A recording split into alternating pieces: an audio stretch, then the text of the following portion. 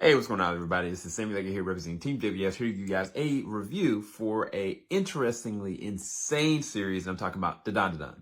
Yeah, I know I said it really slow, so let me slow it down a little bit. D-A-N, Don.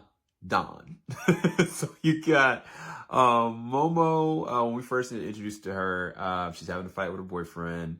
It does not end well, and she immediately regrets because it's her first boyfriend she ever had. And so she kind of wants to take it out on anybody she can, and she kind of sees this classroom that's kind of bullying this kid named Akaran. Akaran, he's just kind of reading his magazine. These kids are like literally trying to torment him. She kind of gets in the middle of it just because she wants to start something, but unfortunately it doesn't because she's a girl and they didn't want to get any kind of confliction. Now, Akaran took that as, oh, wow, she might like me. Okay, I'm going to show her everything to know about me, including my magazine about aliens. Now, this is where it gets interesting. So Akaran and her both have a kind of a fight because it was about the believability of aliens for him and the believability for spirits in like medium-esque things for her. Because she said she grew up with it and her grandmother knew it. So they get put on a pathway to disprove each other when in reality, the unthinkable happens. Now, what do I think about this? This show is so weird, deranged, all over the place in every possible way, but it's freaking entertaining. It is insane from the very opening all the way to the end. And the thing about it is the animation style, it reminds you of those old school classics. Not like your Fooly Coolies necessarily, but there's some older anime that I remember styles like this, and it just takes from there. Like whether it's like kind of a panned out shot where the person looks a little bit shorter and more stocky than they're supposed to be, to like the facial animation just really elongated and just expressive, or when things are happening and somebody's running and it's just worst case scenario and they just kind of go for it.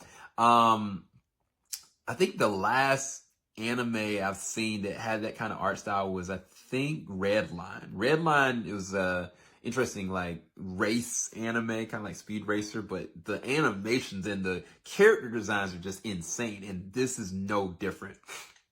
When you start to get down to the meat and potatoes of the medium stuff and the supernatural alien stuff, it is very dark.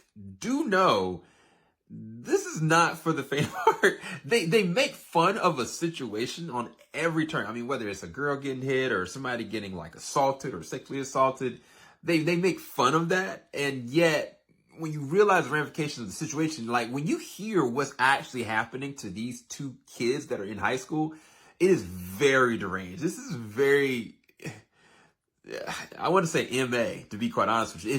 They just don't go that far necessarily. But again, this is just the first episode. But off the first episode, you're going to be addicted. If you're not addicted, you're going to be very disturbed, one or the other. But for a first episode, it was dope. I think that the voice acting talent between Japanese as well as the English dub are really well done.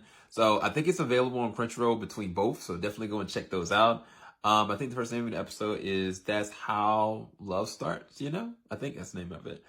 But I'm just here to tell you guys that the dandadan is absolutely something that's a banger, and it's got a dope intro and a crazy outro. So I want you guys to go check out the cat. Oh my God. But I'll talk to you guys later. Thank you guys so much for watching. Make sure you follow, like, subscribe, wherever you're watching this. Peace, people.